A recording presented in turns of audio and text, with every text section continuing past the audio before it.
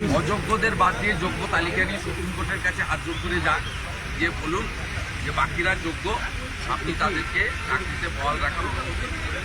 তাদের বাদ দিয়ে বাকিদের জন্য পরীক্ষা করুন না যদি ভ্যাকেন্সি থাকে। চিফ অপোজিশন একটা চিঠি স্পিকারকে দিচ্ছেন, শিক্ষক শিক্ষিকাদের তালিকায় 1806 বাদ দিয়ে যদি হাউসে ওরা ফেলেন, আমি কথা দিচ্ছি প্রিন্সিপাল অপোজিশন মেন অপোজিশন হিসেবে আমরা সর্বদলীয় প্রস্তাবে সমর্থন করব এবং সেই প্রস্তাব রাজ্য সরকার চাক। যে পশ্চিমবঙ্গে একটা এক্সেপশন ঘটনা ঘটেছে, যোগ্য শিক্ষক শিক্ষিকাদের বাঁচানোর জন্য রাজনীতির রং ভুলে রাজনীতির ঊর্ধ্বে উঠে আজকে শাসক এবং বিরোধীরা দীর্ঘভাবে এই 15,000 শিক্ষক শিক্ষিকার চাকরি বহালের পক্ষে সর্বসম্মত সিদ্ধান্ত বিধানসভা থেকে নিয়েছে। আমি মনোজ পন্ত চিফ সেক্রেটারিকে একদম স্পেসিফিক প্রস্তাব পাঠাচ্ছি সর্বদলীয় প্রস্তাব আনার জন্য। যোগ্য সেই প্রস্তাব নিয়ে যদি সুপ্রিম কোর্টে রাজ্য সরকার যায়, আমার ধারণা এটা একটা নজির স্থাপনা।